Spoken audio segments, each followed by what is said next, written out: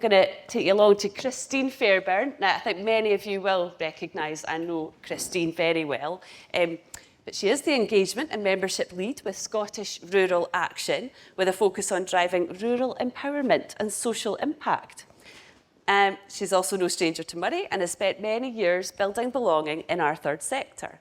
She is currently treasurer and trustee of the Findochty and Buckie Development Trust, and is part of a team who set up a community hub, which I'm also sure many of you are familiar about, and we'll see a bit more about later on, to support those affected by the cost of living crisis in Buckie, but in fact in many ways, really, isn't it, Christine? So now I invite Christine to take us forward from there. Hello. So my name is Christine Fairbairn, and I am here with two hats on, which I appreciate. There are probably quite a few of you are doing that as well. I am engagement and membership lead for an organisation called Scottish Rural Action. So our role is to work with grassroots communities to get their voices heard and speak to the decision makers, and really put a rural lens on policies that can often come out from UK government or Scottish government. We work with the European Commission as well to say, actually, this needs looked at from a rural point of view. So most of you will probably know about 98% of Scotland is rural, and that's why it's so important that we take a rural lens, and much of Moray is as well. My other hat today is that I am trustee and treasurer of the Findochty and Buckie Development Trust, and as Ailey has mentioned, I'll speak a wee bit about the hub that we set up in Buckie, and it's lovely because a couple of the volunteers from the hub are here today as well. I was going to change that, Jill, but I've realised that you're doing it for me, thanks. So the first thing to speak about, one of the things that we do, and I'm seeing Sarah over there, there's a few faces here. If you want to stick your hand up if you're at the Rural and Islands Parliament, because it might mean nothing to you. Yeah, so fabulous. The Rural and Islands Parliament is a biannual event, so every second year we bring folk together. In November we did it in Fort William, and we used over 20 community spaces to run different workshops, and you'll see the photos there. The one at the top is the food visit, so we were looking at sustainable food. Jess ran a workshop on climate. Jill is somewhere, she ran a workshop on democracy. So we're looking at all the issues that face rural and island communities. We're bringing folk together that have common interests. And to give you a sort of idea, yesterday my calls were looking at rural health with three guys, one from Campbelltown, one from Caithness and one from Skye. So that's the kind of geography we're dealing with. So at the Rural and Islands Parliament, we have different workshops. The first day is bringing folk together, having the workshops in-house. And then the second day is all about community learning exchanges. You learn so much from going and visiting folk that you can connect with, that you can identify similar issues, and often they're maybe at a different stage in the journey, so you're able to share where you're at. But that sense of we're in this together is really important, and especially for a lot of our island communities are really struggling with the different issues that they face, but being able to come together and say, actually, we are in this together and we can have a collective voice. So our role is very much about making those voices heard, and we had Mari Goujon and Shona Robertson, the Deputy First Minister, in attendance at the Parliament. And you'll see there I've included a photo that has the First Minister in it. So this is the first time a First Minister has ever attended the launch of the event. So it was really important that when we are saying to people, so when you're building belonging, you're not just saying, we are bringing you together and we're asking for your stories. We are making use of those stories. We're doing what we've said we were going to do. And Claire and I were speaking about this last night, that it's important that when you've got that information, you're doing what you've promised. So we're taking those issues to the, like the most recent one, agricultural and rural communities bill. I'll not bore you with it, but things like even having village halls included in the depopulation paper. So it's the importance of what we are hearing from the folk that we work with.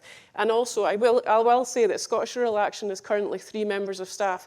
So partners like Jill and Sarah are really important in the organisations that work then to bring in those voices together too. And the photo in the bottom corner is our Village Halls workshop. And I'm actually laughing because Jess did the workshop after mine, and I had a major technical hitch during my workshop, so it went slightly skew with, but the folk in the room, it was so lovely, because as folk who support village halls, they really came together and just shared what their issues were. And I would say for village halls, and again, we were speaking about this last night, post-pandemic, there was quite a lot of support for them, and now they're feeling the sort of burden of the rise in electricity and heating costs, but they don't want to pass those on to the user groups. So they're really taking the brunt of it. So it's trying to get recognition for what village halls are and community spaces are dealing with, and we're in a community space right now. I keep forgetting that Jill's changing my slides, sorry. So I'll speak very briefly about this. I was very lucky when I worked for the local authority that I got to set up a programme for care experienced young people. And one of the things that I asked them when I first met them, they were a group, 2 groups to start with, and then we spread to the other schools, but at Elgin High and at Buckie High, and I asked them why they thought we'd brought them together. And the Elgin High group in particular looked about at each other and they were like, yeah, we're the worst pupils in our year. And it was so upsetting at the time that at 14 years old, this was the label that they thought was associated with them. We also realised very quickly that the way things had been done to care experienced people, I would say it's changed over the last few years, but they very much had folk come in with an agenda. We need to do this, this, and this with you. So we were trying to turn that on its head and say, we're going to have this mentoring programme, and I know there's somebody, I can see at least one mentor, Kath, in the audience that was in it when I was doing it. But we said to the young people, what do you think we need to know? When we're interviewing potential mentors, what do we need to know? When we're reviewing it, how often do we need to do it? And they had never been able to sort of input into that, and that then built up this real sense of belonging, and this is ours, we've got a sense of ownership about it. And the mentoring programme has an incredible success rate, because at the time we had sort of getting a higher at a C, if you were care experienced, it would be maybe 12% could get a higher at a C, and their counterparts were something like 80%. So that's the kind of difference that care experience gives you. And it's something I'm really proud of, but actually what the mentors all said was that they got as much out of the mentoring as the mentees did. There was very much an exchange of learning going on. And it's something I think probably, I don't know all your organisations, but I think you probably do fairly naturally. And I know Morag and Christine will be annoyed at me for shouting them out here, but Morag and Christine are volunteers in my community, and I know I've learned a lot from them. So there'll be mentoring that you do without even realising it, and that creates that sense of belonging as well. And then my final thing, this is my favourite thing to speak about. So in August, not last year, but the year before, 2022, a man called Gordon MacDonald, who some of you will know if you're on the Fairbairn Reaction Group, Gordon phoned and said, I'm really worried about the issues, the cost of living crisis hitting Buckie, because as you know, it's quite well known that we're an area with high poverty, and what are we going to do about it? So Gordon is the chair of the Buckie Area Forum, and they had a bit of funding, and I, myself and Susan Chalmers, who I think a lot of you all know, Susan's the chair of the Development Trust, and I'm the treasurer. So we got our heads together and we were like, yeah, we think we could just rent a space for, naively, 3 or 4 months over the winter. It'll be fine, we'll do this. So we got a space, and it was heartening really to see how many volunteers. I was saying, again, I was speaking about this yesterday, we've never had to advertise for volunteers. We started off with a really small team because we wanted to make sure there was no stigma around who was what. If you were walking through a door, it didn't matter what your situation was. So we were quite careful initially. And then we advertised for volunteers about 2 weeks after we opened, and we've never advertised since. We've got this ongoing volunteering. And we do, it's not that we don't have changes of folk going through the hub. And often what's been really lovely is some of our folk who've come through the door looking for support have then built up the confidence, and they're now volunteering with us or with the community lunch. So that real sense of belonging and the sense that this is, I'm laughing because I didn't realise Gordon is here. Do you want to give folk a wave? Because if anybody's got questions for the hub, send them Gordon's way. So the hub is, I will say, super special, but there's also photos there of a gardening project that came about through links with Ailey and with TSI.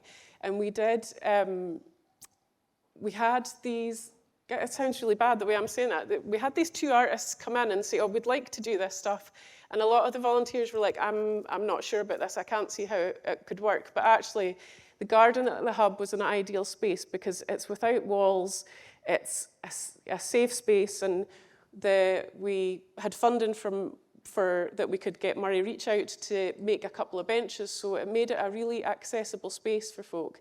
And they just ran sessions, so we had pupils coming down from school, we had our volunteers taking part, we had who was in the hub, and you'll see a video, hopefully. I keep calling it a video, I feel like 104 when I call it a video. You'll see a film at lunchtime that includes some of the hub and the fun that we had at the hub with the artists that came. But that sense of belonging, and Gordon and I had a conversation just on Monday, and we were speaking about, we couldn't imagine what the situation would be if the hub didn't exist, because I had been in the previous Friday and you couldn't get a seat in the hub. So it's so well used, and a lot of it is that social isolation, although we were really there thinking about the cost of living crisis. And I would say Gordon's got some cracking stories about how the difference that has genuinely been made for folk coming through the door. Things like our local homeless accommodation doesn't have washing and facilities, and our heating doesn't come on until later on in the day. So just people using it as a safe space, and when people feel safe, I think that's probably something that is recognised in Claire's research as well, is that when people feel in a safe space, they'll tell you, just the reality of how things are for them. And I thought my final word would be in relation to not just building belonging, but in the words of Chief Brodie from Jaws, is when he says we're going to need a bigger boat, we're going to need a bigger hub. Thank you very much, Christine. Absolutely.